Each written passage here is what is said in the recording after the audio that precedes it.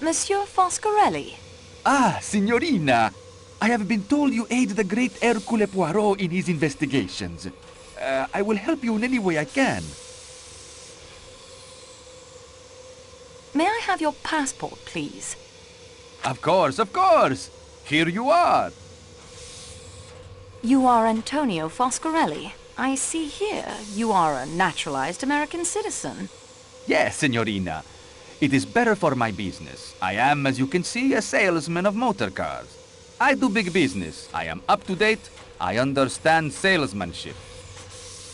What do you smoke? A pipe, cigarettes, cigars? Cigarettes only. You travel frequently to and from the United States?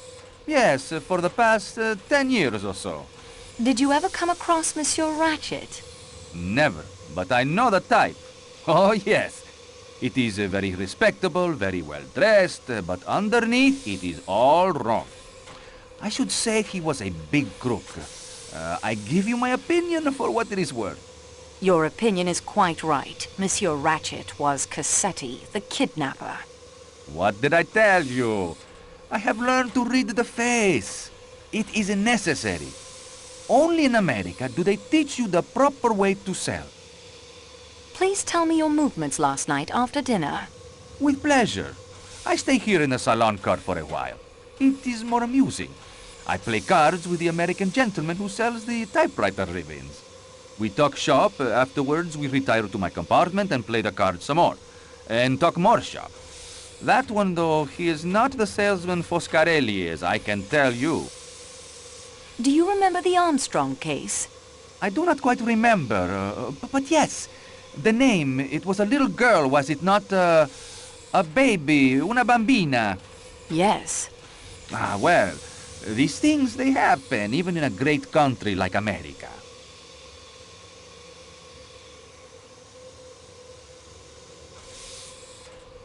Have you ever come across any members of the Armstrong family? It is difficult to say.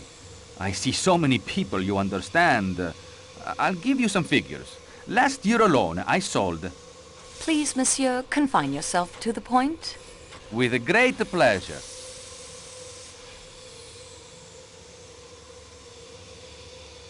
What time did you go to your compartment? Oh, it was early. 8:30 or so. What time did you stop playing cards in your room? Not yet 10 o'clock. That stuffed shirt of a valet who shares the compartment with me came back from attending his master. A miserable people, the English. Not sympathetic.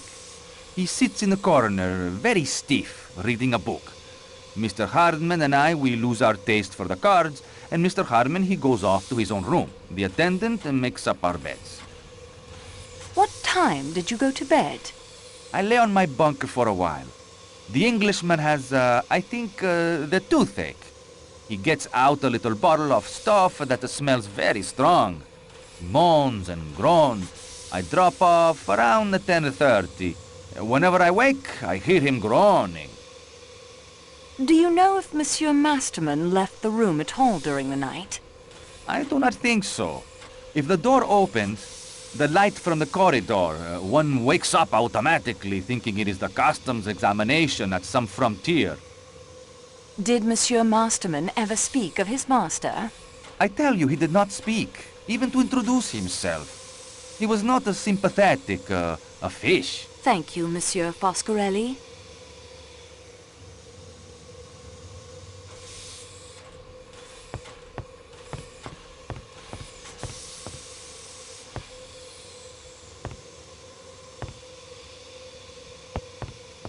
May I have your passport, please? Oui, mademoiselle. You will find it in room 1-2 in the Athens-Paris coach. What can you tell me of your movements after dinner? I came in here to attend to the bar after everyone went to their rooms. I cleaned the salon car and went to the Athens-Paris coach to rest. What time was that? I closed the bar at midnight, so it would be a few minutes after that. Did you see or hear anything unusual last night? No, mademoiselle. The Athens-Paris coach was very quiet. And of course, the door leading to the Calais coach is locked. One can pass through only if Pierre Michel or Matteo opens it for him. What do you know of Klaus, the chef? An artiste de la cuisine, and just as temperamental as a painter. Vous comprenez? No one is allowed to enter his kitchen. His menu seems to overemphasize meat dishes. It is true that. They call him Le Boucher, but not to his face, of course. The butcher. It suits him.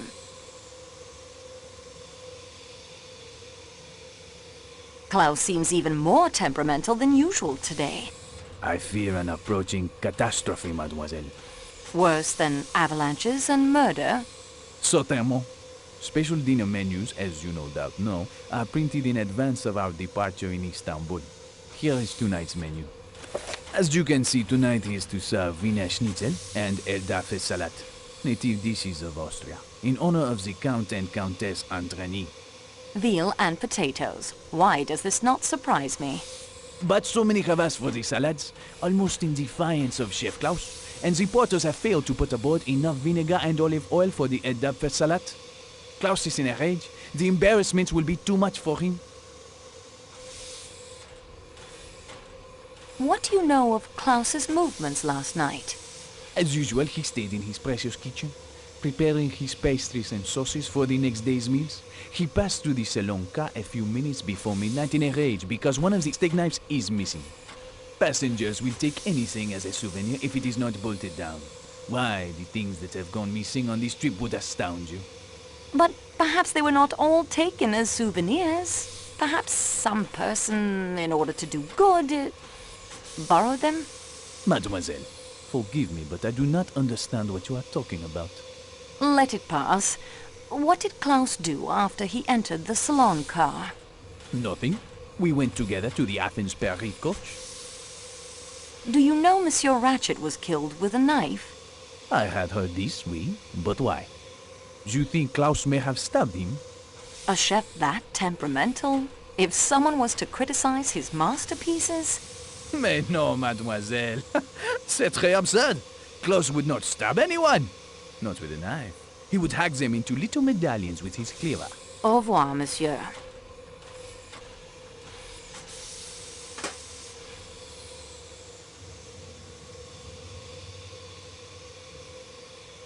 Excuse me, please, mademoiselle.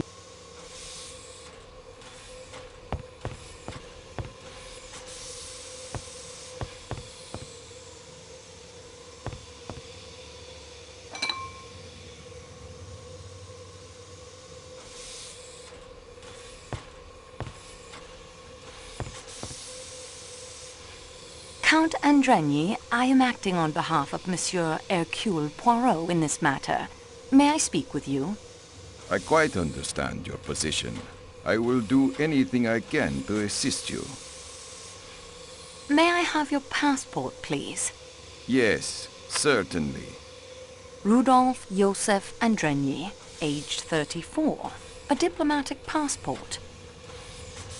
Yes, I am in the Hungarian consular service. Wife Elena Maria Andreni, aged 20. Yes, we have only been married a year. Aged 20, thank you. Are you aware of the identity of the deceased, monsieur? If you want to know his name, surely it is in his passport. The name on his passport is Ratchet. That is not his real name. He is in fact Cassetti, who was responsible for the kidnapping and death of a child in America. Ah, that certainly should throw light upon the matter. Have you been to America, Monsieur Leconte? Yes, I was in Washington for a year. Extraordinary country. Did you know the Armstrong family? The kidnapped victims. Yes. Armstrong. It is difficult to recall. So many diplomatic functions. So many hands to shake. I cannot recall. I'm sorry. Can you tell me how you spent the evening after dinner last night? We had my wife's compartment made up while we were at dinner. On returning, we sat up in mine playing piquet. At about 11 o'clock, my wife retired for the night. The attendant made up my compartment, and I also went to bed.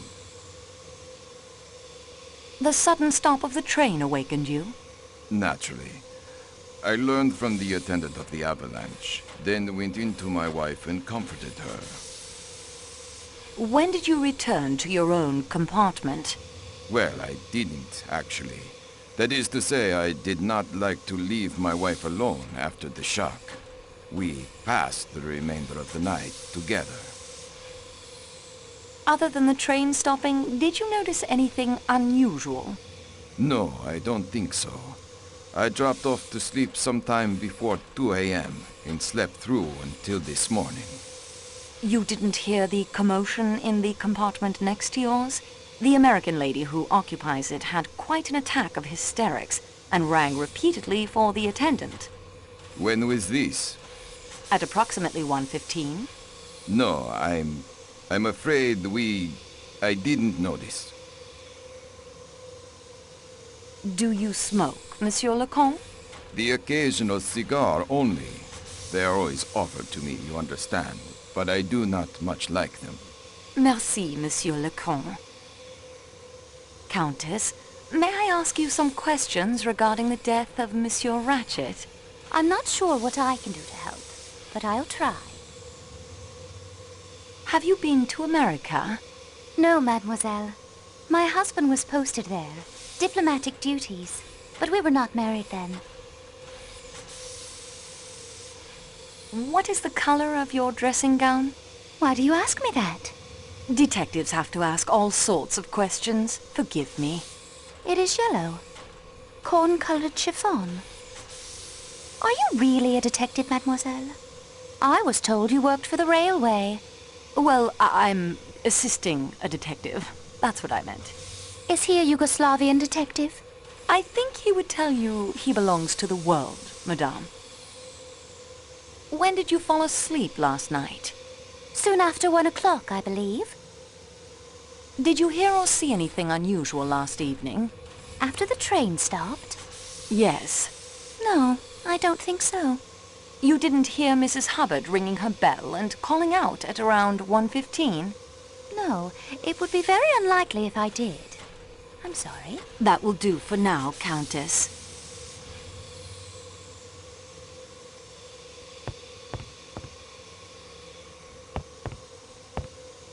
I'm sorry to disturb you. Not at all. As you can see, I'm not exactly occupied at the moment. And I do know you're helping that funny little Belgian detective. What can I do for you? May I have your passport, please? It's in my compartment. Feel free to collect it. Your full name, permanent address, and age, please. Mary Hermione Debenham, 32. I'm between permanent addresses at the moment. What can you tell me of the murder last night? I'm afraid I have nothing to tell you. I went to bed and slept. You seem very at ease. Are you not distressed by what has happened? Distressed? I have not really thought about it from that point of view. No, I cannot say that I am at all distressed. After all, people die every day. They die, yes, but murder is thankfully a little more rare. Were you acquainted with Monsieur Ratchet? I saw him for the first time at dinner last night. Oh, I suppose at the station, perhaps. I don't recall. How did he strike you? I hardly noticed him. He did not strike you as an evil personality? Really, I cannot say I thought about it. Whether or not I liked Mr. Ratchet's face does not seem to be helpful in finding out who killed him. Do you know who Monsieur Ratchet really was? Haven't a clue. Who was he? Cassetti, the man behind the Armstrong kidnapping. That was quite abominable. Where did you begin your journey? Baghdad. What were you doing there? I have been acting as governess to 2 children. What is your final destination? London. I'm giving up on Baghdad. Not much happens there. I'm hoping to find a suitable post in London.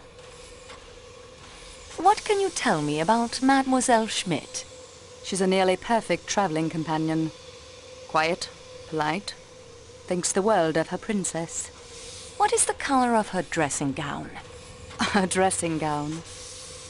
It's dark blue. Flannel. Did Mademoiselle Schmidt leave your compartment at any time during the night? She was with the princess, reading, I believe, until quite late. I awoke when she returned. I remember thinking she was not paid enough for such long hours and checked my watch. It was 12:38. How well do you know Colonel Arbuthnot? That's a very impertinent question, and I'll not answer it. Au revoir, Mademoiselle Debenham.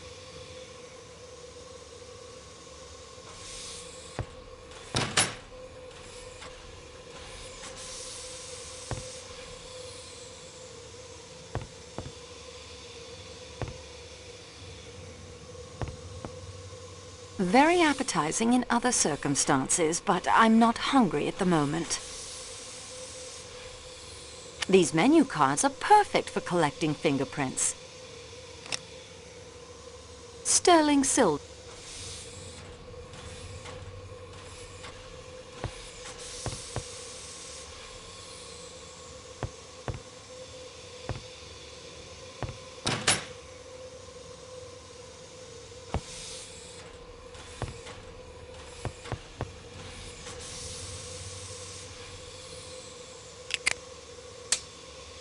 This spout fits just as well as the first.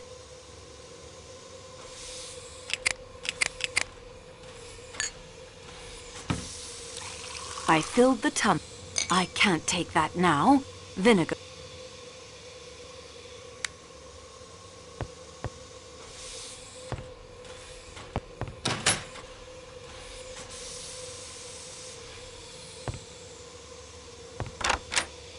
I have the olive oil and vinegar you need for tonight's meal. Let me see then. Yeah, this olive oil is fresh enough and of sufficient quality. The quality of this vinegar will have to do, but there is not nearly enough. Tell me at once where you found it. In the baggage car. There must be far more vinegar for the authentic Erdapfel salad.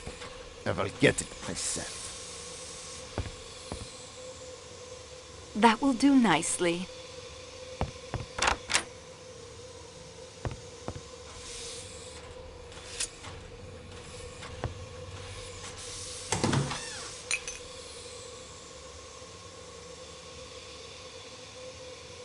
I'd better...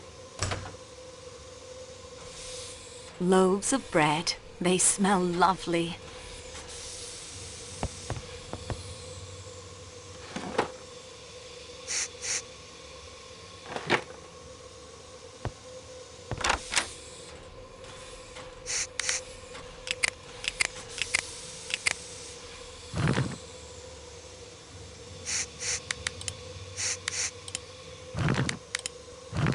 Formidable.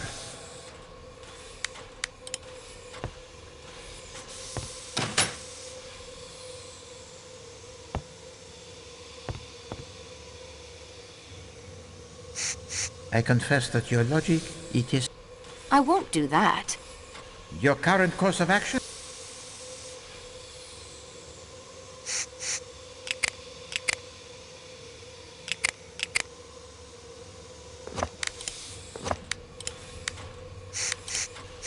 Something is wrong here.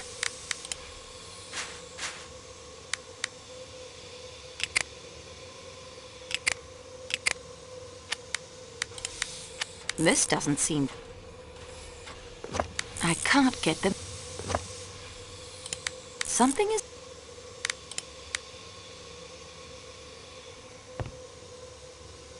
I would like to fingerprint you. Ach, fine. Do as you must.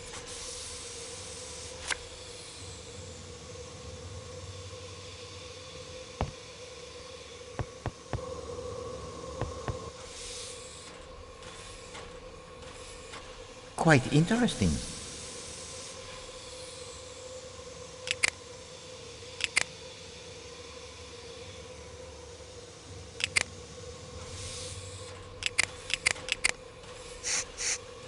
That doesn't make... It has a fingerprint on it.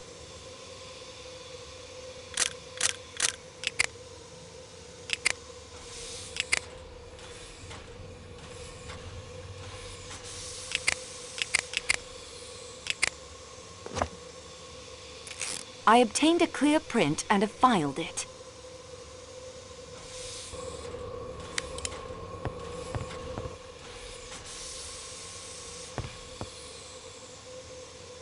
Food for the journey. I will not disturb. These goods are being shipped.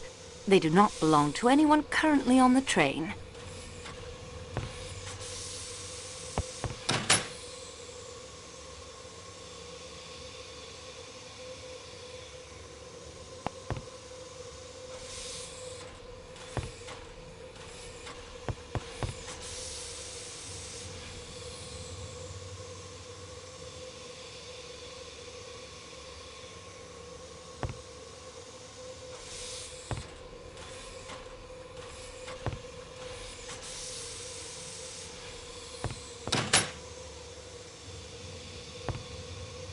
You did not expect to... I'd like to take your fingerprints. How very enterprising of you. How do we proceed? I have some typewriter ribbon. Splendid. This is all rather exciting.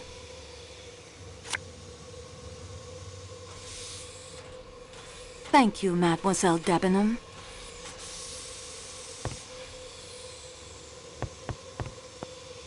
Hello. I am afraid I am back again. I'd like to take your fingerprints. Whatever you need to do, I will be happy to cooperate.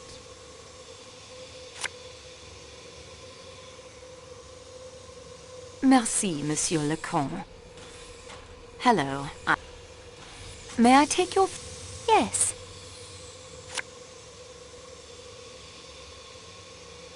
Thank you.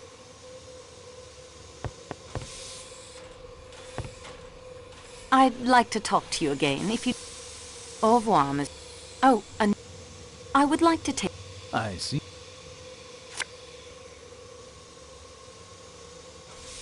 Good day, Miss...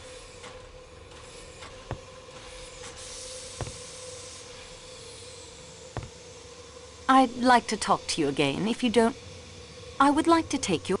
Of course! Anything to help. Thank you.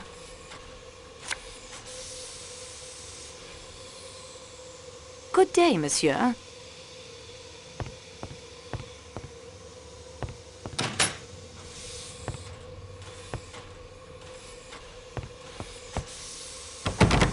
This door is tightly locked.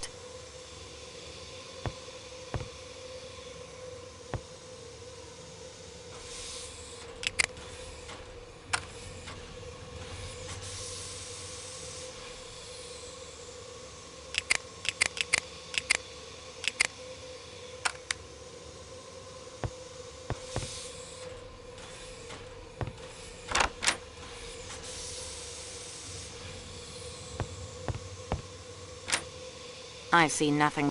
I can't see...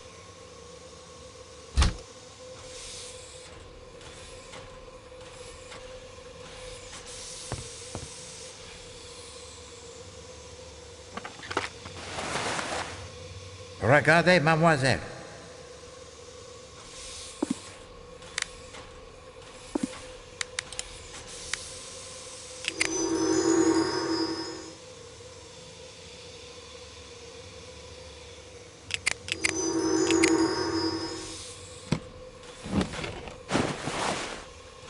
Et voilà!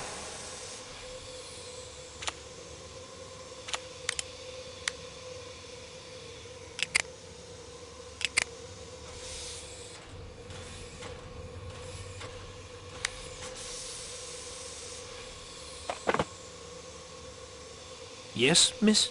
Monsieur Masterman, Yes? my name is Antoinette Marceau. I'm assisting Monsieur Poirot in his inquiries. Yes, the attendant has explained that to me. The service is quite good, I must say. I prize good service highly, of course. My compliments. Thank you. I would like to ask you some questions. Yes, I expect you would. I shall help in any way I can. You are the valet of Monsieur Ratchet. Yes, May I have your passport, please? of course. Here you are. Your full name, age, and address. Edward Henry Masterman, 51. 21 Friar Street, Clerkenwell. When did you last see Monsieur Ratchet? It must have been about 9:35 or 9:40 last night, miss. I'd like to take your fingerprints. That's a rather messy procedure, isn't it? Do you have something I might wipe my hands on afterwards? Yes, I do. Napkins? A wet cloth was beyond your capabilities? Well, I suppose they will have to do. Thank you.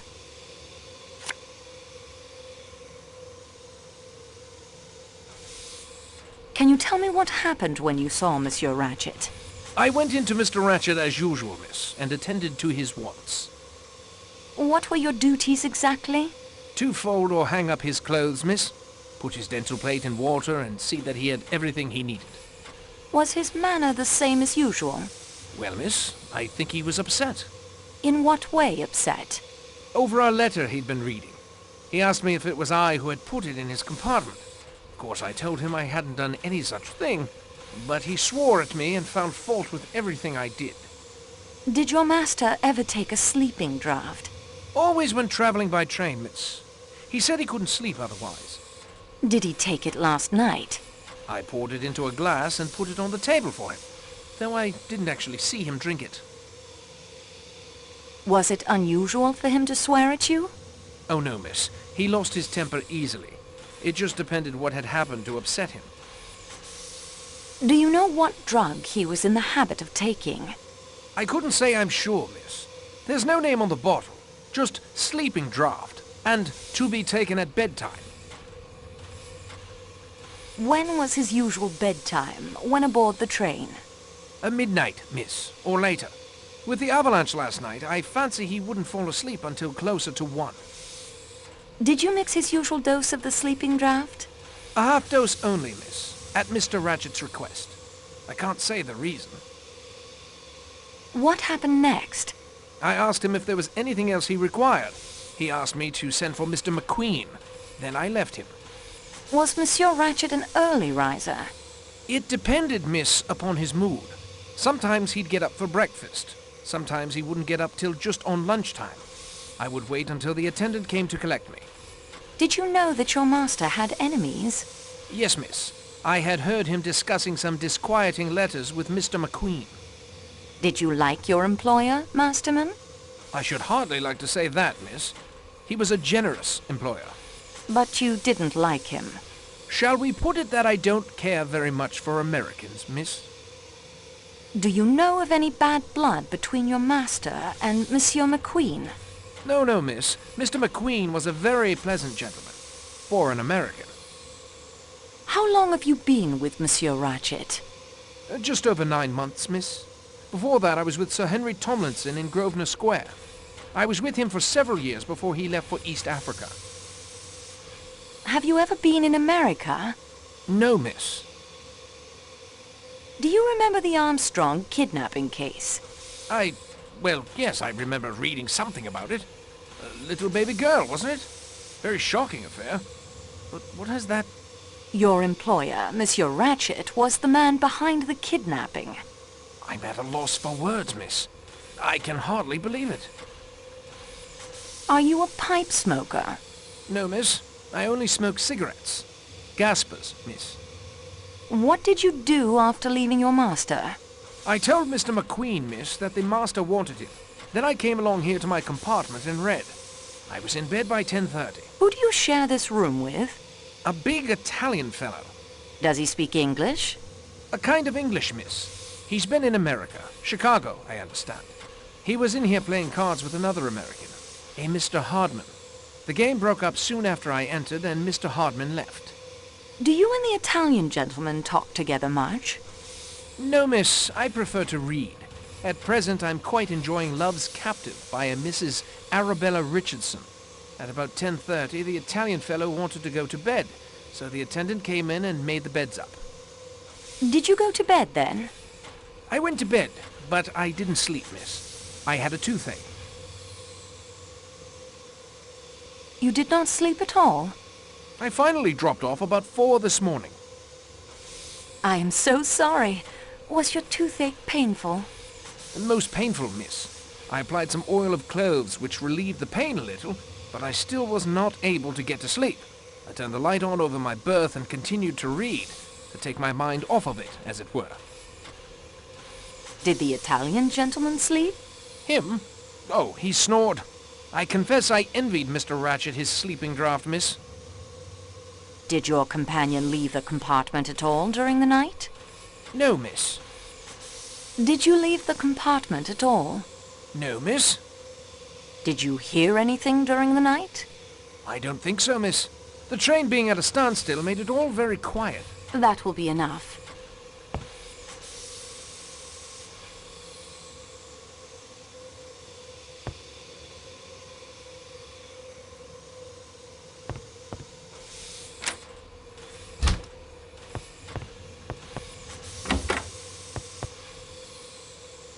Nothing.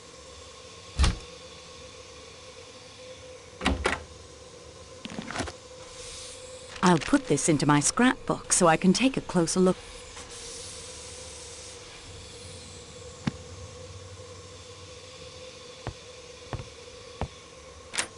I can't see...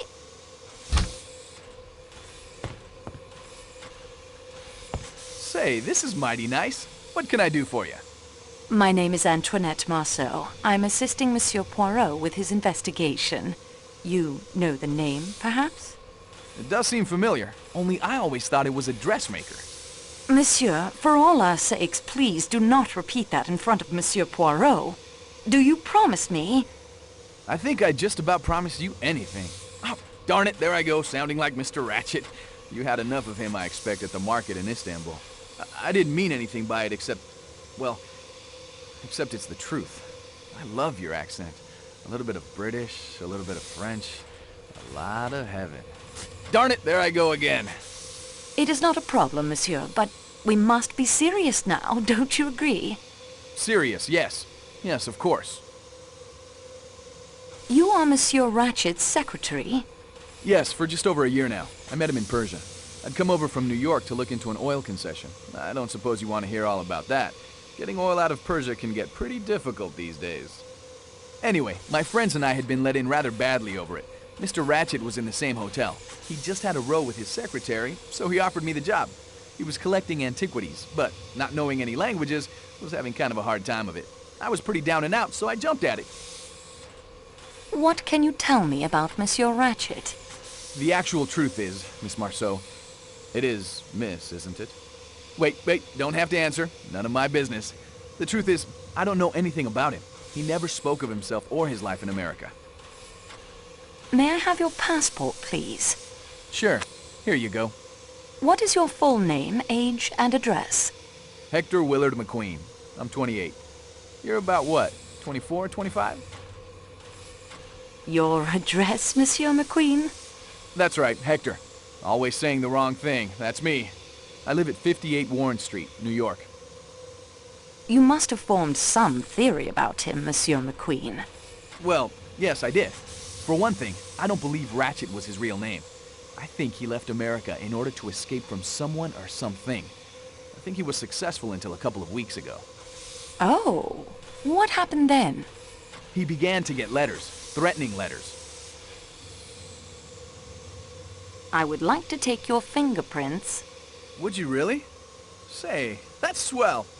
I mean, of course you can.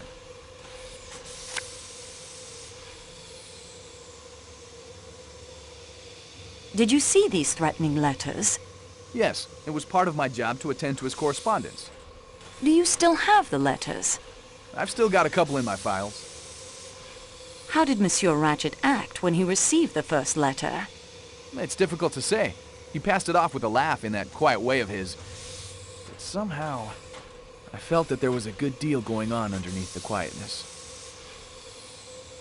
Did you know that Monsieur Ratchet had asked Monsieur Poirot to help him? No, I had no idea. Did you like your employer? No, I did not. Why not? I can't exactly say. He was usually quite pleasant in his manner. I'll tell you the truth. Antoinette, sorry, Miss Marceau, I disliked and distrusted him. He was, I am sure, a cruel and dangerous man. Were you on good terms with your employer? This is where I'm supposed to go all goose-fleshy and shifty-eyed, right? Like some thriller? You got nothing on me! And so on? Yeah, sorry, but Ratchet and I were on perfectly good terms. When did you last see Monsieur Ratchet alive? Last evening about 10 o'clock, I guess. Masterman fetched me. Mr. Ratchet wanted me to take down some memoranda for him. On what subject? Some pottery he'd bought, and a statue we were bringing back to Paris with us. It's in the baggage car. Monsieur McQueen, you are correct. Ratchet was an alias. I knew it! Who was he? He was Cassetti, the man behind several notorious kidnapping cases, including the famous affair of little Daisy Armstrong. That damn skunk! If I'd known that, I'd have cut off my right hand before I'd write another letter for him. May he burn in hell! I didn't mean to upset you. I have reason to be upset. My father was the district attorney who handled the case. I saw Mrs. Armstrong more than once. She was a lovely woman, so gentle and heartbroken. If ever a man deserved what he got, Cassetti's the guy. I'm rejoicing. A man like that wasn't fit to live. You almost feel you could have murdered him yourself? I do. Seems I'm kind of incriminating myself here.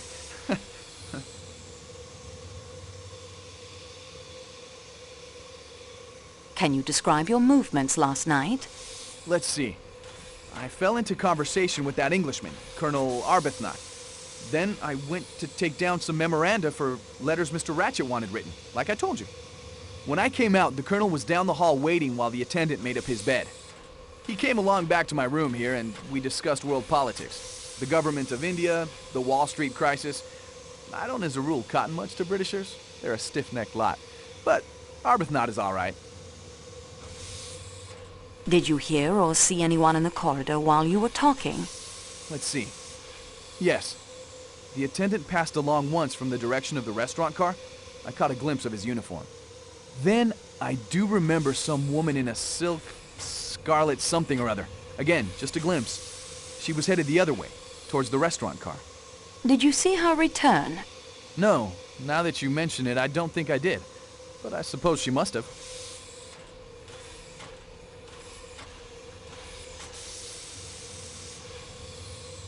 What time was it that the Colonel left you?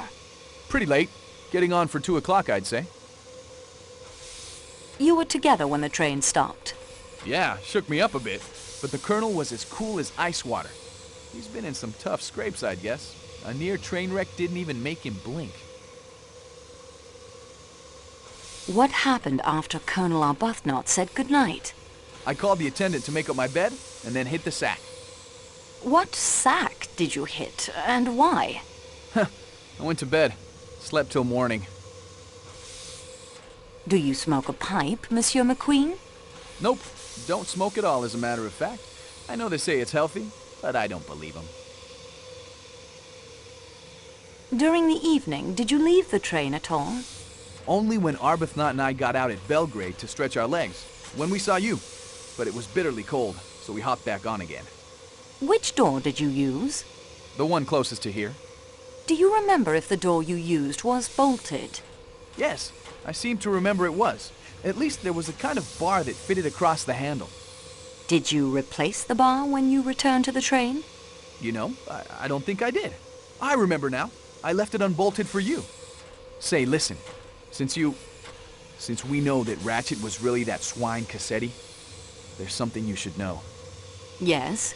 One night, late, after he'd received those threatening letters, I heard him working at my typewriter. He never did that. He always dictated his letters to me. From then on, wherever we were, he insisted on access to the safe. Whatever that document was, it was important enough that he traveled with it wherever we went. If there wasn't a safe available, he had one installed. I know for a fact he had one installed in the security room in the baggage car. I saw it when we were loading his crate. Do you have the combination? If he didn't trust me to type it for him, you really think he'd give me the combination? Au revoir, monsieur. I know I shouldn't say. Nothing to find here. Nothing else.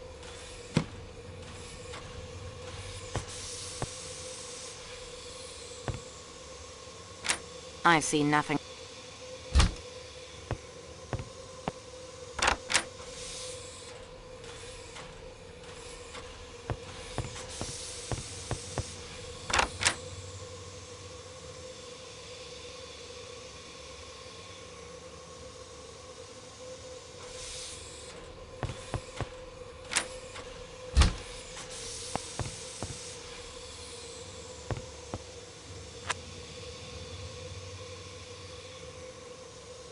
Yes, Fräulein. Frau Schmidt, I am helping Monsieur Poirot in the investigation of Monsieur Ratchet's death. Will you assist me? If I can. May I have your passport? Yeah, here it is. You are Hildegard Schmidt, aged 43, living in St. Petersburg? Where I attend Madame la Princesse, yeah. Tell me about Mary Debenham. She is a very agreeable young lady. She was already asleep when I came in after reading to Her Excellency. What color is Mademoiselle Debenham's dressing gown? It is a pale purple. Mauve, I believe the English say. What can you tell me of your movements last night after dinner? I moved very little. I read to the Princess Bleak House by the English writer Charles Dickens. The sudden stopping of the train interrupted us. Madame la Princesse luckily was not harmed. I returned to reading. I do not read aloud very well, but Her Excellency says that it is all the better, so it sends her better to sleep. When she became sleepy, she told me to go. I returned to the compartment I share with Fräulein Debenham. What time was that? It was very late. 1:30 or more. Did Mademoiselle Debenham leave the room at all last night? Not after I returned. I sleep lightly, Fräulein. You understand? Should Her Excellency require me. I would like to fingerprint you. If you must.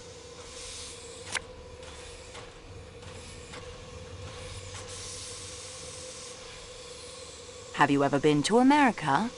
No, never. I should like to go someday. Do you know who this man Ratchet really was? He was not Ratchet? His name was Cassetti. He was responsible for the death of a small child named Daisy Armstrong. My God! I have heard of that. The kidnapping. It was wicked. Wicked! We are not so wicked as that in Germany. Is this your handkerchief, Frau Schmidt? No, it is not mine. It has the letter H, you see. Ah, but it is a lady's handkerchief, that. A very expensive cambric handkerchief. Embroidered by hand. It comes from Paris, I should say. Did you see anyone as you returned to your compartment? Only an attendant. He was sitting at the end of the corridor? No, Fräulein. He came out of one of the compartments in the middle. 2 or 3 doors from Madame la Princesse. Was it Mrs. Hubbard's compartment? It may have been. But I saw him come out. You weren't in the corridor. I most certainly was. He nearly ran into me, apologized, and hurried off in the direction of the salon car. A bell began ringing, but I do not think he answered it. Then the bell started ringing? Yes, Fräulein. The attendant was Michel. Our regular attendant? No, Fräulein. What? What did he look like? Small, dark. He had a little mustache. His voice, when he said "pardon," was weak and high-pitched. Higher than mine. I'd never seen him before. Thank you, Mademoiselle Schmidt. I won't find... I won't find...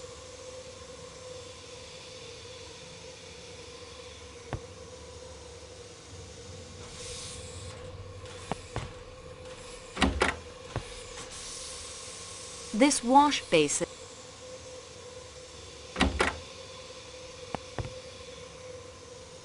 Hello, miss. There is more snow coming, I think. Greta, you know Monsieur Poirot has asked me to help him investigate the murder. Yeah, I have heard this. It is satisfactory with you? Very. Will you help me? I will try. May I have your passport, please? It is here. Greta Sigrid Olsen, 49, of Stockholm. Of course, I am a missionary now, nurse at the school in Gemlik, and not much in Sweden. You gave Mrs. Hubbard a headache powder last night. Yeah, poor lady with the pain in the head. That was around 10:40, I believe. I am not sure. Did you leave this compartment again after helping Monsieur Poirot? His ankle is not so very injured, you know. I looked at it again this morning. I think he is not as brave as some of my little children. After Monsieur Poirot? I woke several times, of course, but it is because you were peeking out and leaving the compartment, not I. After that? When you finally settled down. No, I was very tired from all the activity. I slept. If I had gone out, would you not have noticed? I'm not sure. You were here in the lower berth. I slept until the morning. I slept soundly enough that you might have gone out again. I do not know about that, but I myself was sleeping. Your dressing gown is brown, is it not? Yeah, you have seen it for yourself. Very comfortable, of Jaeger wool. I would like to fingerprint you. But of what am I accused? Nothing, it's only formality. Oh, I am sorry. Please fingerprint me.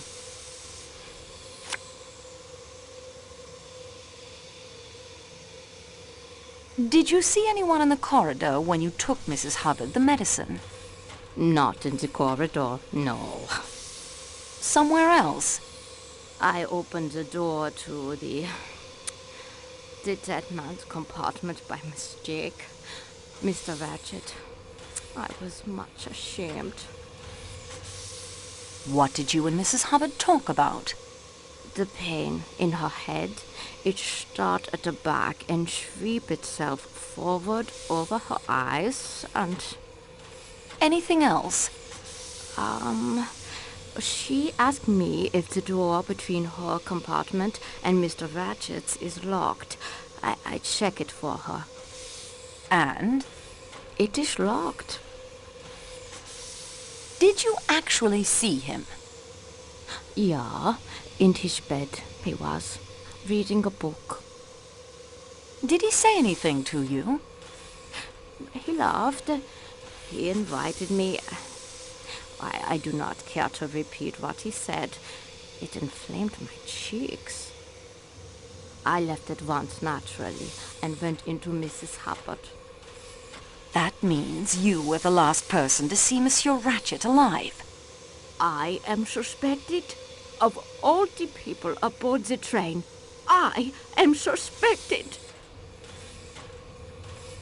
Have you ever been in America? No. Almost I go once. I was to accompany an invalid lady, but it was cancelled. I much regret it. They are very generous, the Americans. They give much money to schools and hospitals, and they are very practical. Do you remember hearing of the Armstrong kidnapping case? No. What was that? A little girl was kidnapped and murdered. Her mother and an unborn child died in childbirth. A member of the staff committed suicide. Monsieur Ratchet was the man behind the kidnapping. That there are in the world such evil men. It tries one's faith. The poor mother, my heart aches for her. Good day to you, mademoiselle. All the talk...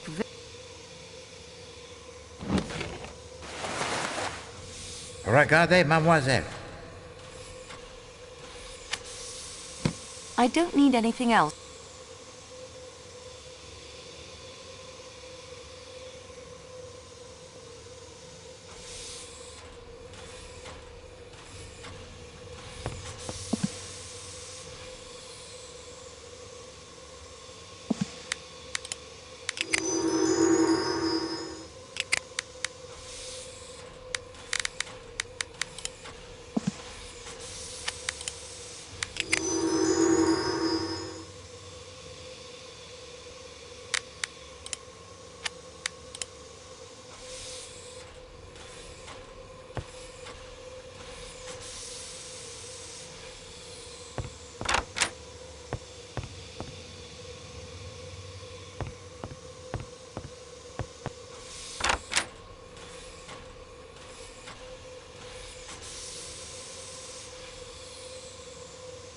I won't find...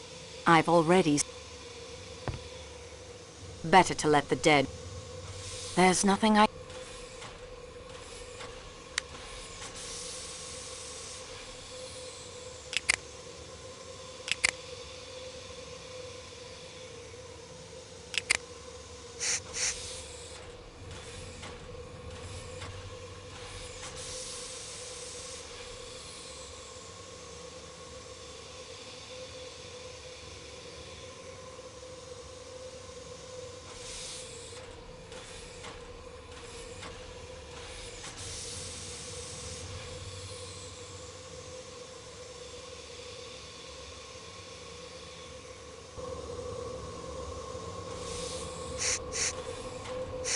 It has a fingerprint on it.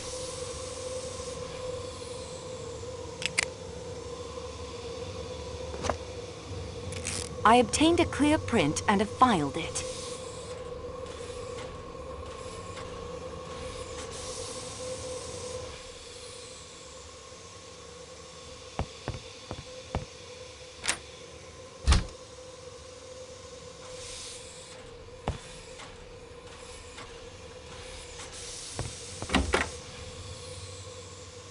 Nothing else to... Well, it's about time. I must say, here I am with information that will solve your mystery for you, and it's hours before you show up. You aren't helping that famous detective, or whatever he is, aren't you? Yes, madam, I have that honor. I would think you'd be more on your toes. In America, the police would have arrested the culprit by now on my evidence. Then let us proceed without delay. May I have your passport, please? My passport? What do you want my passport for? I'm the witness, not the murderer. What is wrong with you people in this country? This is Yugoslavia, madam. I am French. That's what I said. Your passport? Thank you. You are Caroline Martha Hubbard of Great Neck, is it? Long Island? That's what it says, doesn't it? You are traveling to Paris to meet your daughter? Yes, that I'm supposed to sail for home the day after tomorrow. Though, how can I do that stuck here? I'll never know. Did you hear any sounds coming from Monsieur Ratchet's room? Well, earlier I'd asked that Swedish lady, Mrs. Olson, if she had anything for a headache. She's a nurse, you know. Yes, I know. Poor soul. Looking for my room, she'd opened the door to Mr. Ratchet's compartment by mistake. He laughed and said something not very nice, I think. But I couldn't make it out. She said, "Oh, I make a mistake. I ashamed to make a mistake," in that bizarre accent of hers. And he laughed again and said something about her being too old. The idea! My late husband, Mr. Hubbard, and I enjoyed conjugal relations right up to the very end. Anything else? After that, I heard snoring. Quite loud, like an airplane engine revving up. What color is your dressing gown? What an odd question. I have 2 dressing gowns, if you must know. A pink flannel that's kind of cozy on board ship, and a purple silk number that my late husband, Mr. Hubbard, gave me. But what in creation do you want to know that for? Someone in a scarlet kimono was seen coming out of either your compartment or Monsieur Ratchet's. It is very difficult to tell sometimes which is which when all the doors are closed. Well, it wasn't mine. Then it must have been Monsieur Ratchet's. That wouldn't surprise me any. I thought I heard a voice in there. I would like to fingerprint you. What do you have there? A typewriter ribbon? You're going to smear ink from that on my fingers? That was my intention. And how do you plan to clean that mess off afterwards? I have something to clean your hands with. Cocktail napkins? Good gracious, sweetie. What kind of fleabag investigation are you conducting here anyway? I appreciate your cooperation.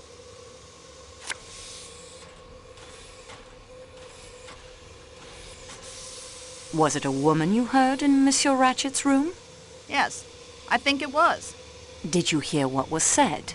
Well, I didn't put a glass up to the connecting door and eavesdrop, for heaven's sakes. What sort of a person do you think I am?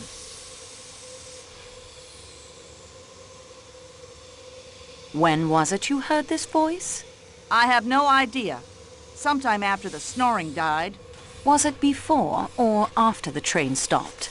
After the man in my room that you have so far failed to ask me about. I woke up, heard the voice, and that was that. Tell me about the man you thought was in your room.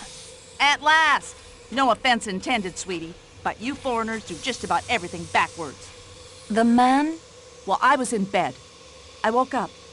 All in the dark it was. And I knew, I tell you, that there was a man in there with me. In your bed? In my what? How dare you? No, in my compartment. I was just so scared I couldn't scream. I just lay there and thought, mercy, I'm gonna be killed by some foreigner. These nasty trains. I just lay there with my eyes closed and thought of America. Somehow I got my wits about me and I felt about with my hand and I felt. Yes?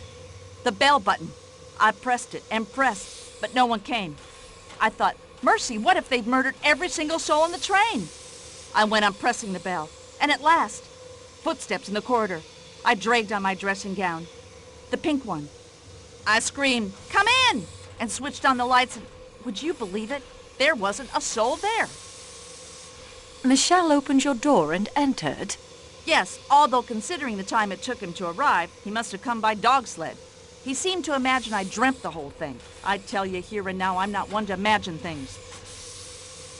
Michel searched your compartment? Yes, even under the chair.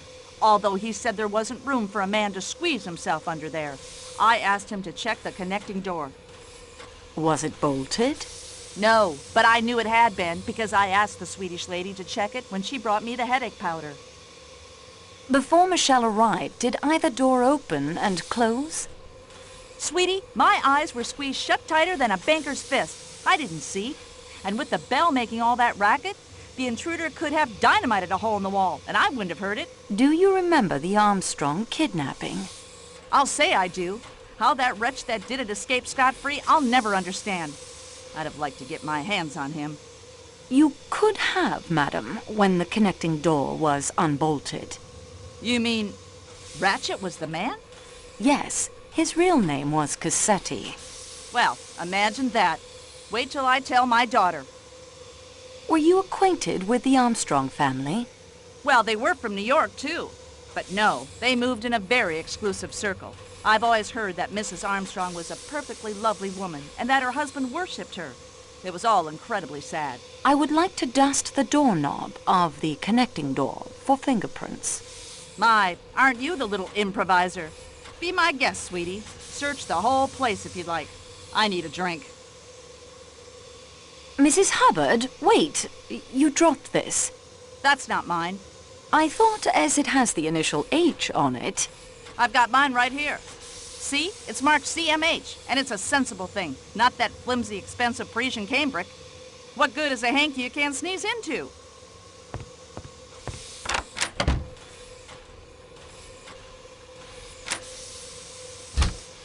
I won't find. I've already searched.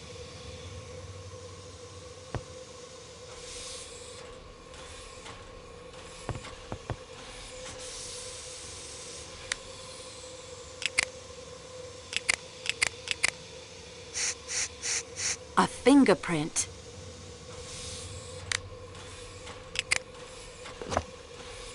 I obtained a clear print and have filed it.